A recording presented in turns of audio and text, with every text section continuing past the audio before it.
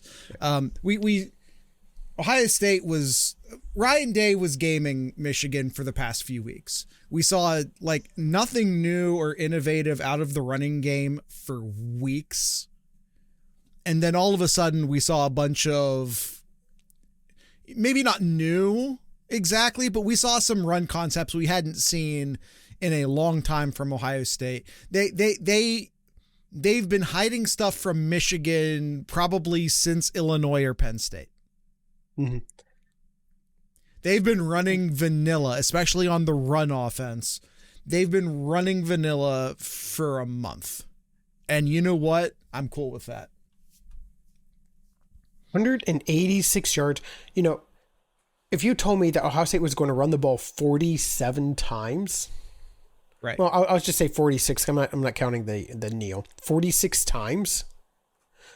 I would have been like, is this a blowout? Is this game a blowout then? I mean, it was. It was a blowout. I don't care if it was only 27-9. Michigan only had the ball. What was the TOP in the second half? Do we have just 23 40 to 620? 23-40 to 620 in the second half. Ohio State, out of 30 minutes, had the three ball quarters for 3/4 of the time. 23 minutes and 40 of those seconds. That's a blowout. I don't care what the final score says. That's a blowout. 20 minutes, Austin, almost 21. Yeah. Almost 21. I want to get to the pass blocking, but we do have to take our first ad break real quick, Jared. Do it. All right. TheSloopcast.com is your link for anything and everything Sloopcast related. If you have not checked our site recently, head on over to TheSloopcast.com. It's a brand new redesigned there. Sloopcast.com. Yeah. Redesigned there, and you can find easily all of the links to anything you want that is Sloopcast related. YouTube page, the Patreon page, 7071, our merch store, anything and everything Sloopcast related over at the Sloopcast.com. Take that ad break and be right back. Not sponsored, but Brothers Drake Meadery of Columbus, Ohio. That's a free shout out in case if y'all want to pay us for future shout outs, just let me know. All right. Pass block. Might as well just take that run block there, just copy and paste that right into pass blocking. I hear what you're saying. It's easier for me to do this, but did he have on the books any pressures? Forget knockdowns, forget sacks. I saw someone somewhere say 0 pressures. 1. According to the stat, it's 1. I've seen 1 and I've seen 0. Quarterback hurry. 1 quarterback hurry, 1 pass breakup. And that pass breakup was the one I told you about where to Jeremiah. And it was going to be a catch to Jeremiah Smith, but defender got his hand in there. It was Zeke Berry got his hand in there. The first pass to Carnell Tate to pass breakup as well. I mean, maybe it wasn't statistically, but it probably should have been. I would say maybe it should have been. Yeah. Yeah. But that has nothing to do with the pass rush or pass blocking. Yeah. But I only personally remember one time I felt like that Julian Sand was rushed, and it turns out it was a screen pass. I was like, they're going to get to him. And then I saw all the offensive linemen drifting out to the sideline. And I was like, They're doing that. Good call. Yeah, good job. All right. Running. Let's move on straight to the one running hurried backs throw here. was on a missed block assignment by Sayan. The OL never missed the block. Pass blocking isn't just the offensive line, but I hear you, Austin. Like that also counts in my opinion, but it worked out. I mean, Sayan didn't identify it. Sayan is a pass blocker. If he's making line calls, he's a pass blocker. And that's how I grade it, at least. According to this, the quarterback hurry was in the fourth quarter during that long 20-play drive. Okay. It was a pass incomplete to Will Kakamerick. The throwaway. Yeah, it was the throwaway. Which is maybe why he threw it away. Okay, I don't specifically remember the pass rush on that play, but that doesn't mean it didn't happen. Yeah. All right, running backs. Bo Jackson, 117 yards and over 5 yards a pop against one of the best rush defenses that Ohio State has faced. A+ from Bo. And honestly, a lot of people were giving CJ Donaldson crap at the start, but he finished strong at the end too. He had a rough start going on with trying to get into the end zone, right? In that first quarter there, but he finished strong. I was really impressed with what I saw from CJ as the game went along there. But running backs, yeah, I'm going to say A+. They did exceptionally well, and it helped that the offensive line was just forming such big holes for them to run through. Yeah, it's hard to separate the two, but it is. Yeah. But yeah, right, I'm feeling good, so we're going to go A+. Yeah, and receivers there. Yeah, it's so great seeing 4 and 17 back on the field together again. And what a difference is that. And your three starting wide receivers each get a touchdown as well in this game. I gotta say an A. I'll give a solid A. Not only that, but add an additional 49 yards for Bo Jackson on 4 receptions. He made some incredible plays when, just what could have been or should have been just some simple little dump offs. He made really good plays out of. Brennan Ennis gets a touchdown. Max Clare, I think, had a couple key plays. Yeah. As far as receiving goes, I mean, listen, you got I'm not going to give them the plus. I'm going to say I'm not going to give them the plus. But I'll say an A. Yeah. I think they do get the A.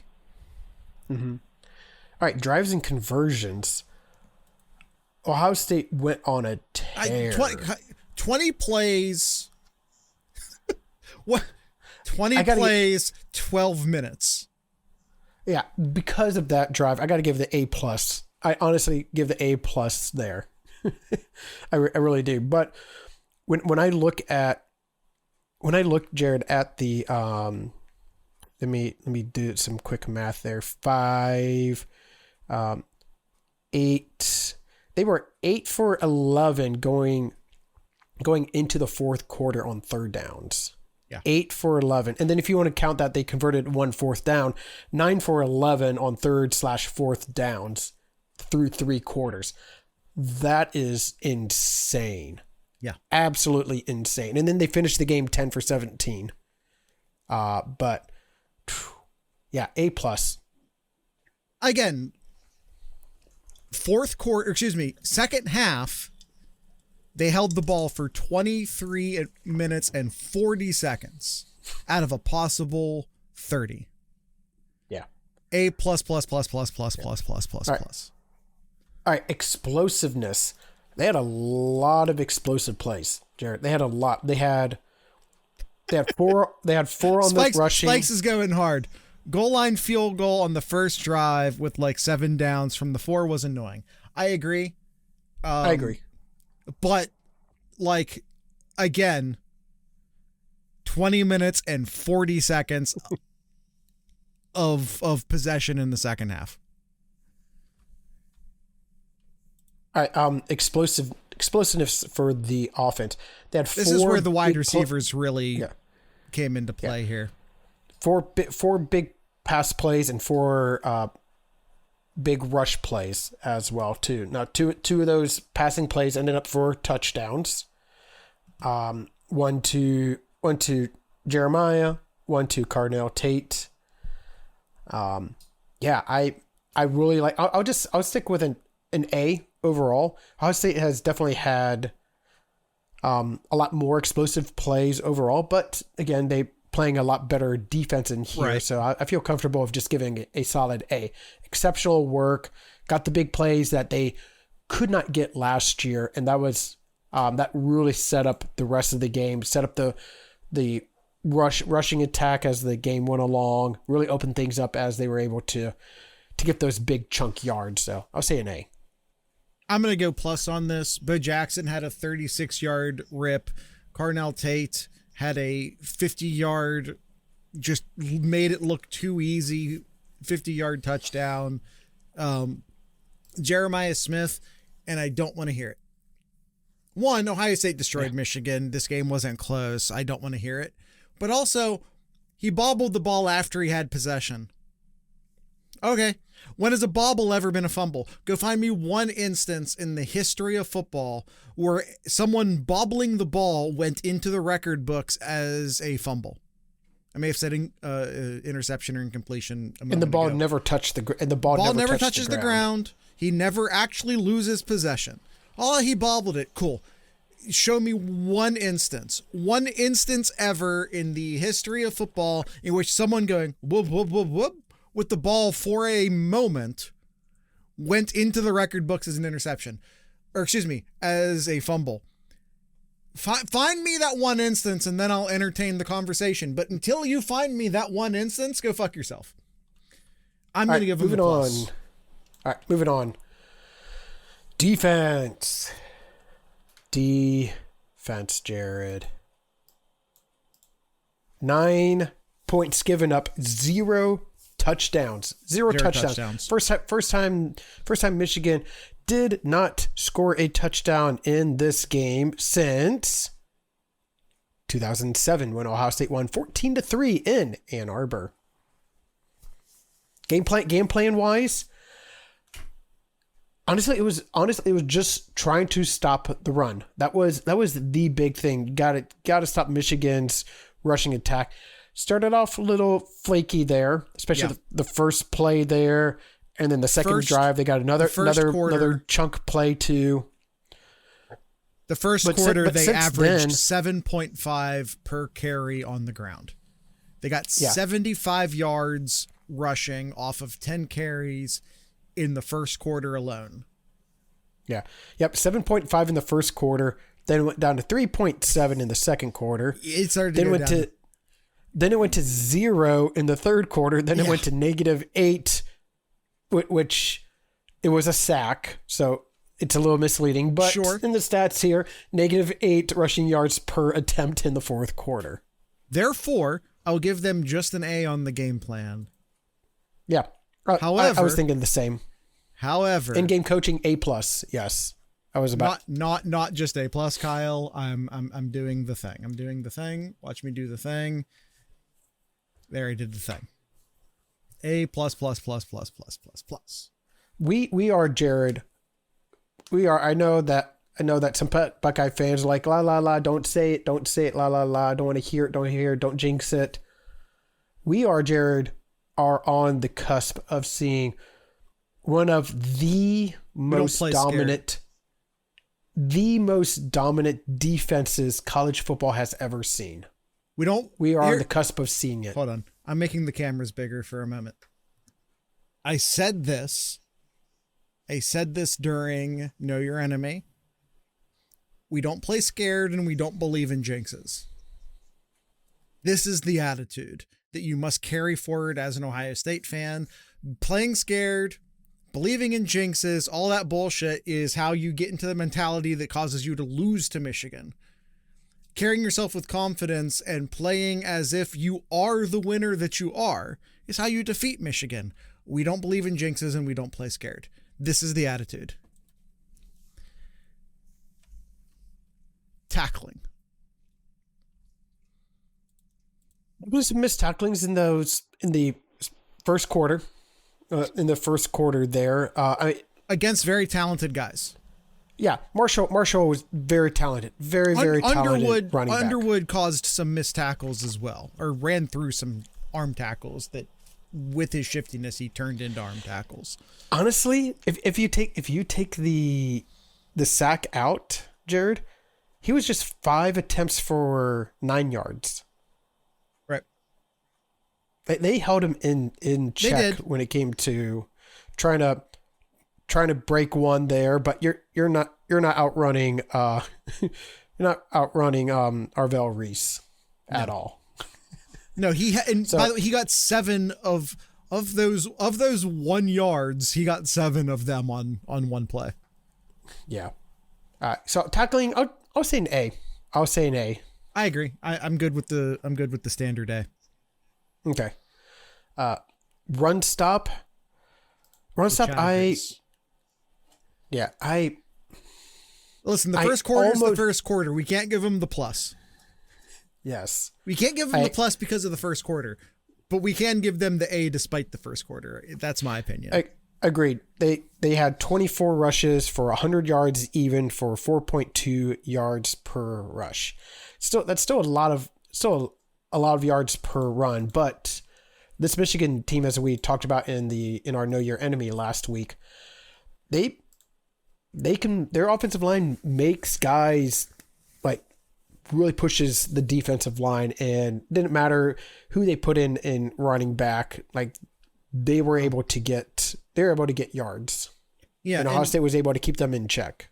And even then, it's easy to say, oh, but they ran for -8 yards in the second half, which is true. But as Kyle pointed out, they didn't rush it for any. A lot of that negative yardage was due to sacks. And they only attempted to rush the ball 5 times in the second half because A, they didn't have the ball basically at all in the second half. And B, when they did, they were desperately far behind and had to throw the ball. So Ohio State ran 40 plays in the second half, and Michigan had 18 plays. The second half was disgusting. Disgusting in the best possible ways. Yeah. Disgusting the way a battlefield is. I don't want to say that, but you know what I'm saying. Pass rush here. I felt like Ohio State didn't really have to rush, didn't really have to send many guys in because they were trying to really just stop the run. So they didn't really do a lot of pressure. They had the one sack that came in the fourth quarter. A lot of containment there. So I'll say the pass rush. I'll say an A-. I'll say an A- there. But that's just my expectations from this defensive line and how well they've played throughout the year. But and maybe a lot of it has to do with just the scheme that Ohio State was trying to do. But you didn't really see much pressure when it came to passing plays here. You didn't see Ohio State really get to the quarterback quickly, but to Jared's point, they were playing contain pretty much most of the game, keep everything in front of them. They were playing contain. When they did blitz, as Spikes points out in the chat, when they did decide to go after Underwood, they blew up the play. Yeah. They were playing a lot of contain. They didn't blitz him a ton because they just wanted him to make decisions, and they also wanted to maintain the rushing lanes. The goal was to stop the rush more than it was to get after the pass. So I'm comfortable with an A because the pass rush was there when they allowed it to be there. Pass coverage. Kyle, pass coverage was exceptional. How many times did their freshman phenom wide receiver, Marsh, catch the ball? 0. Oh. I got an even better stat, Jared. Not only that, there was 0 attempts. Yeah, he was never targeted. Yes. But wait, there's more. Yeah. They didn't even, Underwood didn't even try to go to him. No. I understand. I understand that no one of any coverage. level of seriousness was saying this, but the Michigan trolls were like, "Oh, Marsh is better than blah blah blah blah blah." I can't even finish the sentence. But troll's gonna troll, I suppose. Marsh is a fine receiver, and I think he'll be a fine receiver. But he wasn't on Saturday. Their wide receivers combined for 3 receptions in this game. How many pass interferences did Ohio State have in this game? Because I think that was. I think it was 2. Let me look at the penalties real quick here. 2. I wouldn't say one was BS. Yeah, one was BS. I will not say one was BS. However, I will say that the one that you guys are calling BS, I've seen much worse done to both Tate and Smith this year, not called. I'll say that. That ball went into the first row on the sideline. Listen, I understand. Don't say exactly, Spikes. He was reading your message. I didn't actually, but I'll say this. When you're not allowed to come back on a comeback, it's going to make it look like the ball was totally missed. And again, I'm not saying I am saying that I have seen much worse done to Smith and Tate not called this year. But by the letter of the law, that was pass interference on Matthews. Mm-hmm. And it was definitely one on Iggy, but I don't think anyone's disputing that. No. By the way, right. I'm sorry, real quick. This is a total aside. This is absolutely total aside. How the hell do you headbutt a referee in the nose and not get kicked from the game? Since we're talking about penalties. How do you headbutt a referee with your helmet to his nose and not get ejected? On purpose. It was not an accident. I don't think anyone's saying it was. If anyone's saying it's an accident, just move on from that person. They aren't serious. The ref said it wasn't egregious enough. I've seen the still frame of his nose not existing anymore because it was pushed into the cavity in his skull. Let's move on to impact plays, Jared. I want to talk about the impact play on the referee's nose. Well, we are talking.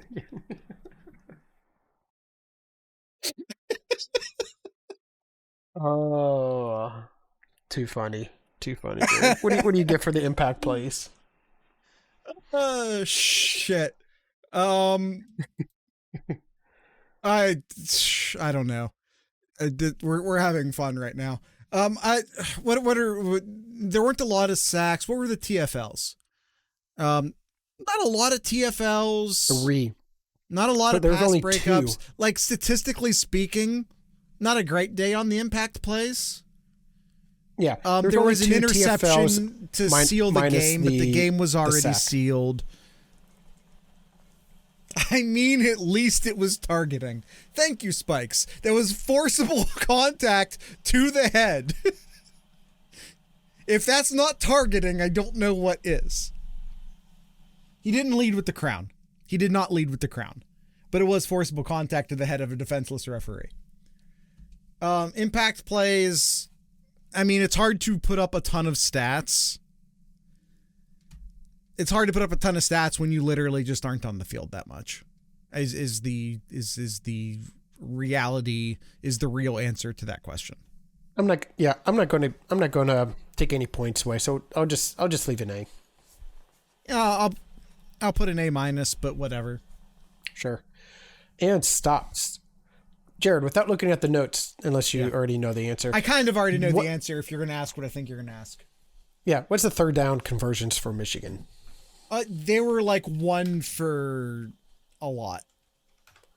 They were 11% on third downs. Well, what was the actual number? Because was it like 1 for... 1 for 9. 1 for 9. Okay. I knew it was 1 for a bunch of numbers. 0 for 1 on fourth downs as well. Right. A+. A+. All the way across. Yeah, you're right. Let's do that. Also, if we're talking stops, we also have to talk about 0 touchdowns, 3 forced field goals, especially when they were put completely on their heels after the interception. Those first 2 possessions. That was what saved the game from feeling like it could have gotten out of control. They march down the field. Michigan marches down the field. You stop them to a field goal. Okay. Good, bad. Okay, but you saved it. Like, it started bad, but you saved it. Then incompletion, interception. Michigan starts in the red zone, and Ohio State, was it a 3-and-out? I think it was a 3-and-out. Was it not? Forces Michigan to kick the field goal. Austin says yes, it was a 3-and-out. So you force him to kick the field goal. It wasn't. It was a 7-yard run.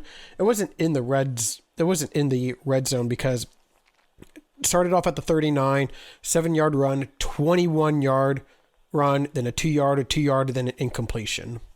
And then they kicked it. That was the second drive? Yeah. Okay. So the second drive, you still stop them in the red zone, force the field goal. There you go. I mean, that's all it takes. Yeah. That was maybe the key to the game. If we're talking about the key series of the game, going down 6-0 instead of 10-0 is huge. Mm-hmm. Psychologically, if nothing else. And don't break. I get A+ as well too. You only let what? They ripped a couple big runs. Jordan Marshall only carried the ball 7 times and got 61 yards. Kudzel had a 22-yard run. Marshall's long was 36. Marshall averaged 87. I can't give him a plus. Marshall 36, then 2, then 21, then 2, then 0, then 2, then -2. But he only had 7 carries and 2 of them went over 20 yards. And Kudzel, who's a walk-on, he's fine. Don't get me wrong. I'm not trying to shit on the guy. He's a fine football player. But he ripped Ohio State for 22 yards at one point. Yeah, and his was 5-2, 4, 5, 22, 2, 2, 1, -5, 0, 0. Sure. So, they're doing great on the stops. But if we're talking don't break, they allowed 3 big runs. I can't give him the plus on that. I'll give him the A, don't get me wrong, because in the passing game, the longest pass was 26 yards? That's fine. Mm-hmm. When the second longest, I believe the second longest was 10, which was also Jordan Marshall. Yeah, so they did a great job in the passing game as far as don't break, but they allowed too many big runs early for me to give them an A+ in don't break. I mean, I could change. We're still going to do an A. I was also say A+. Even I can say this. Yes, you can say yes. They had 3 big runs that went for 20 plus yards, but I look at it too. It's well, they only had 3 rushing plays, Jared, that were 6 yards or more.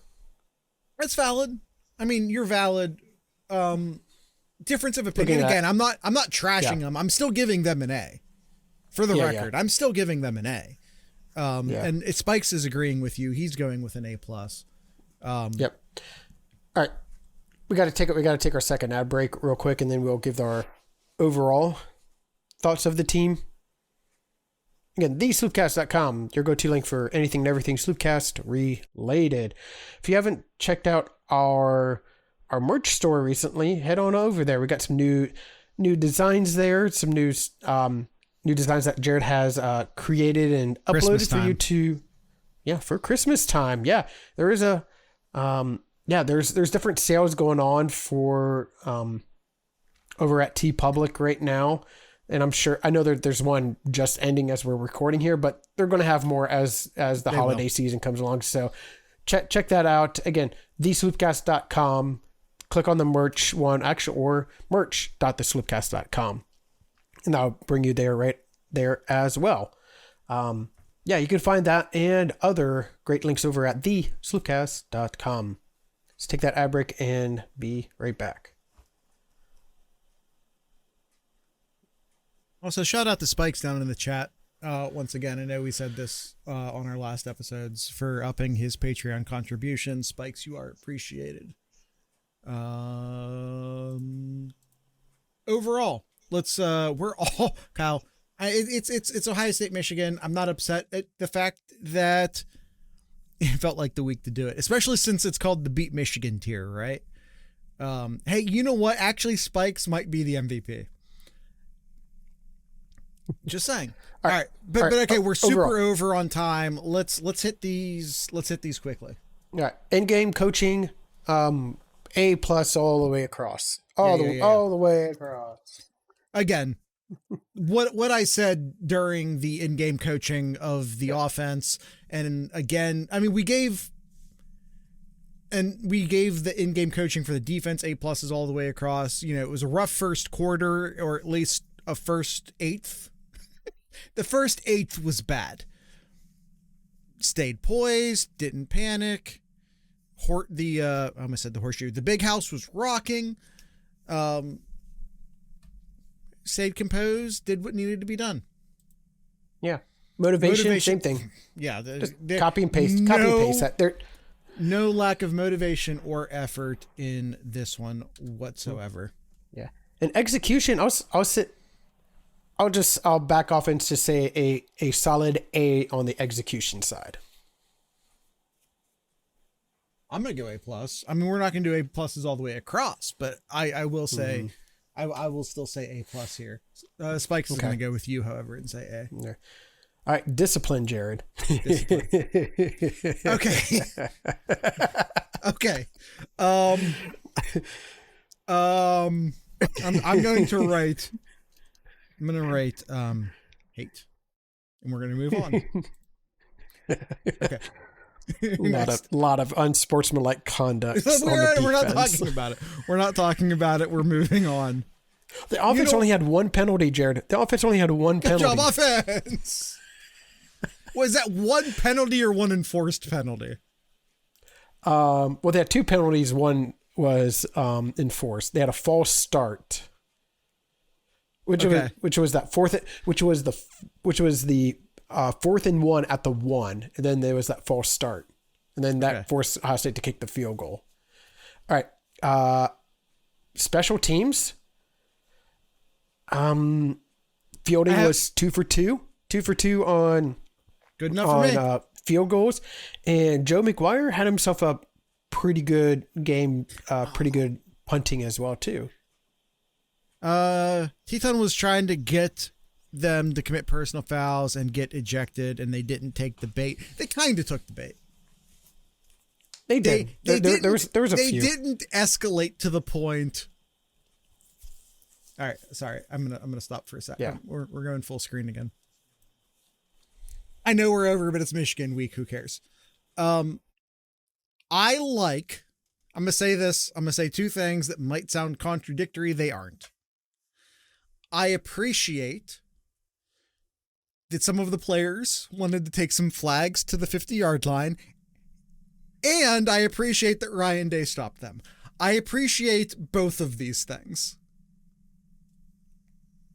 I think the players had maybe not right. I don't mind some of the players wanting to take some flags to the 50-yard line. I don't.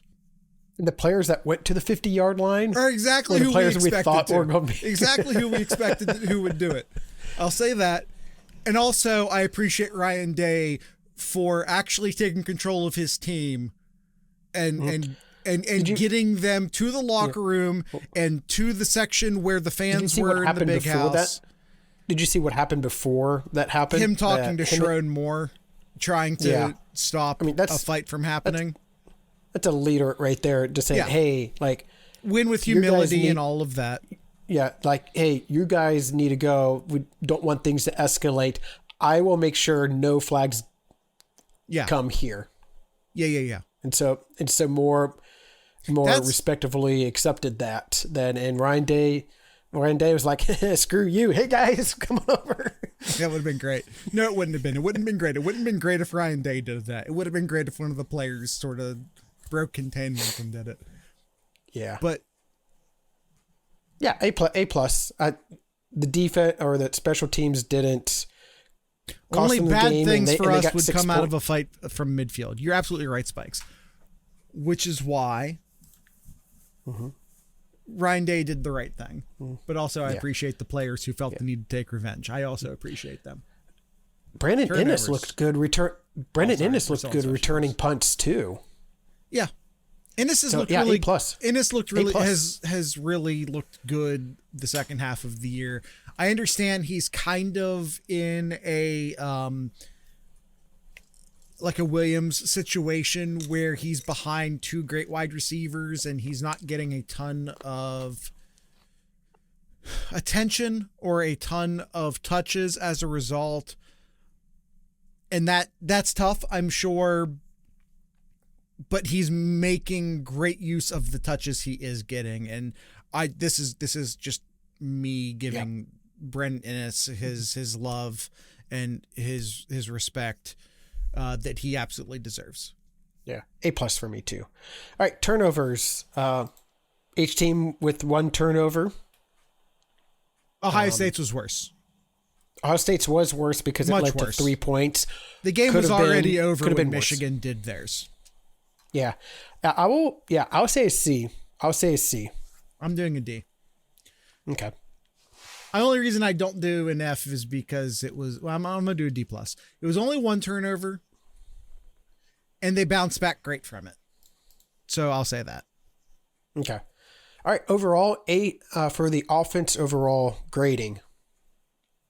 419 yards against this Michigan defense and rushed for 186 yards also. Bad first drive. Everything after that was gravy.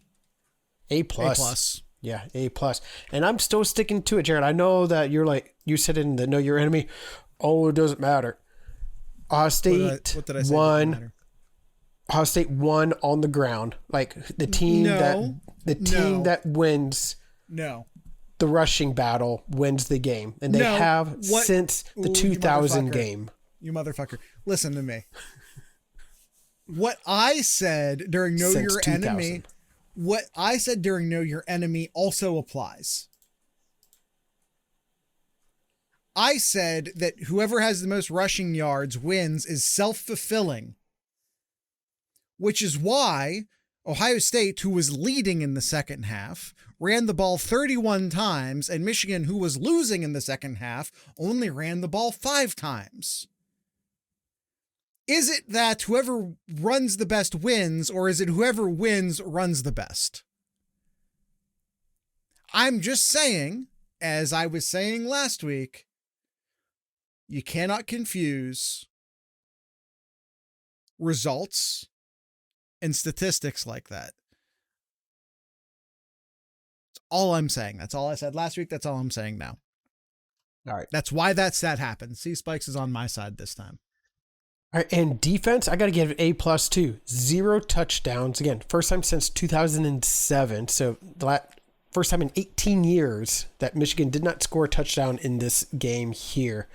And only allowed Michigan in the red zone once. All game. Yeah, A+. Yeah, A+.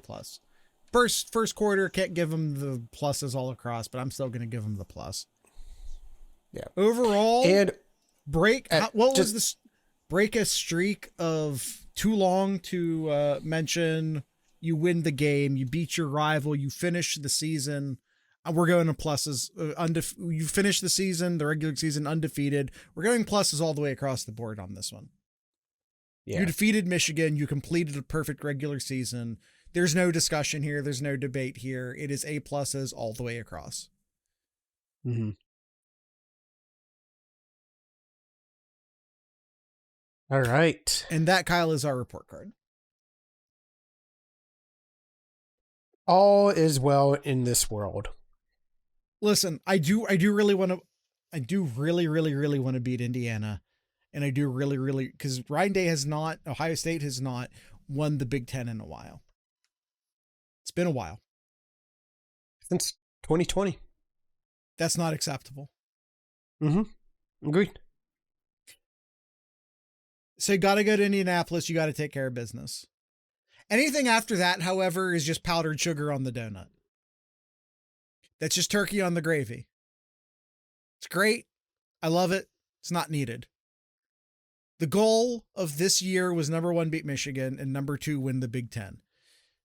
Anything that happens after that, I want to win the national title. I want to go back to back. It doesn't happen very often.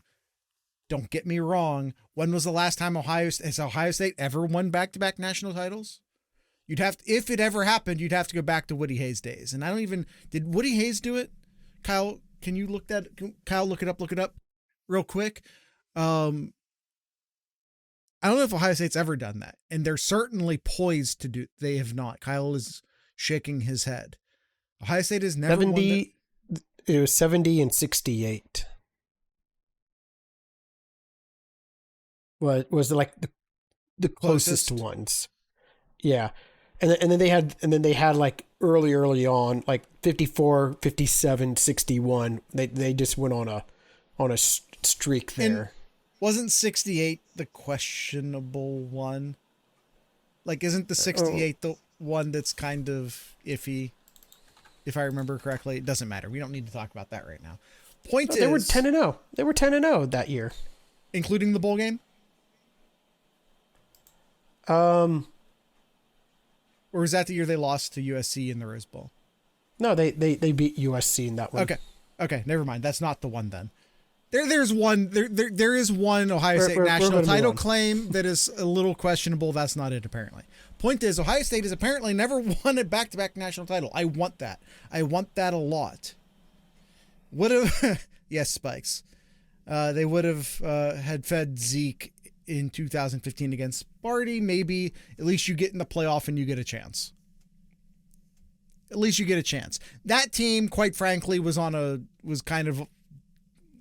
that team was not all there from a motivation standpoint all year, for being honest. I don't know if they would have run the playoffs. They had the talent to do it. I don't know if they had the drive to do it, but that's a different conversation for a different day. This team has the drive to do it. This team has the talent to do it. This team can do it. But I'm giving this entire season A pluses across the board if they beat Indiana, no matter what happens after that. They get an A plus for the season just for the regular season. This is an A plus season. I'm giving them A pluses across the board if they beat Indiana next week. Anything after that, awesome, great, cool. But I want to beat Michigan, and I want to win the Big Ten, and one of those is accomplished. Those were the goals for this year. National championship would be nice. And I firmly believe Ohio State's the best team in the country right now. Yep. I firmly believe that.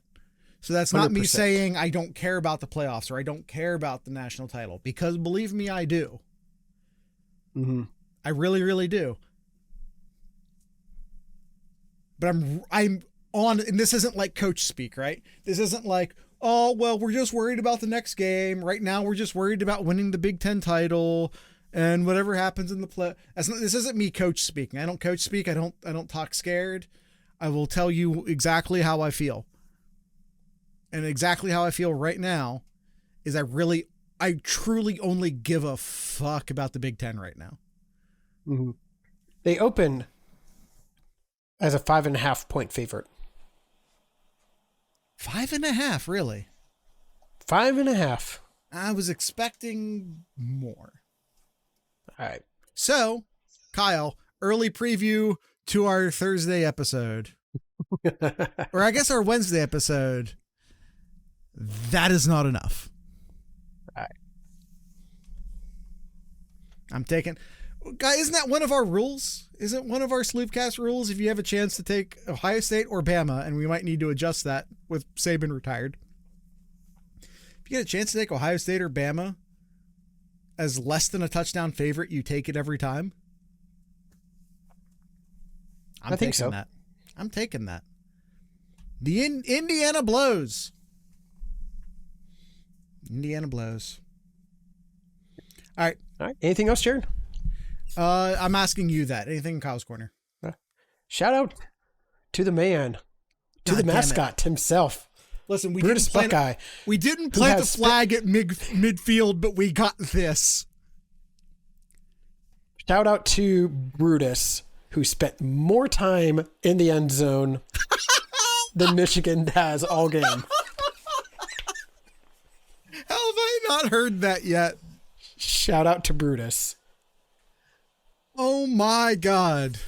Right, Script, Ohio, right outside the end zone. You know what's fantastic about this? And of course, crosses out the M in the end zone as well too. Just pure cinema there, Jared. Cinema. You know what's fantastic about this? More than anything else. I mean, more than just everything about it. More than just the end. About it. More than, okay. So once again, we're talking about powdered sugar on the donut, right? We're talking about gravy on the turkey. Okay, sorry to like bust everyone's illusions of Brutus Buckeye, but if you don't already know this, that's one of the male cheerleaders.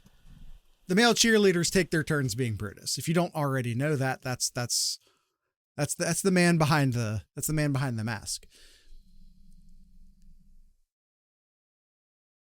He's not one of the band guys. No, he's not. He practiced this. No one just knows how to do this. Especially since, the vision through the head can't be fantastic. He didn't just do this. This was practiced. They saw snow in the forecast and they prepared for this. And the execution, since we're doing Scarlet and grade, A+ across the board. I didn't come up with this, but I thought it was perfect. Great footsmanship by Brutus there. It was really well done. Incredible. This was practiced. There's zero chance in hell. All due respect to the man in the mask. All due respect. There's zero chance in hell he just winged this. Someone came up with this idea and they practiced it. And I love them for it. Yeah. I love them for it. And it's too much to fit in the little Discord sticker. Discord stickers have to be 512K, which is, as far as GIFs are concerned, is nothing. This clip goes on to show a Michigan, I don't know, security field person, I don't know, panically swiping it away. It's unfortunate. It's too long to make it into the video, but just panic. I've not seen a grounds person do that much panic work since the Big Ten title game. Yes. Try to fill in the pebbles in there. Since the field in Indianapolis got damaged. All right. That's it. Shout out to Brutus Buckeye. I didn't prepare music for today, so I guess we did 2 Cow Garage. We did 2 Cow Garage last week. We're going to keep doing 2 Cow Garage because, hey, why not? So with all that being said, I'd like to encourage everyone to drink local music. Listen, I said drink local music. Hold on. I'm going to have another glass real quick. listen to local music, drink local beer, and of course, I can't do it. We're going to listen to local music, drink local beer, and of course, support your local podcasters. Once again, this is 2 Cow Garage.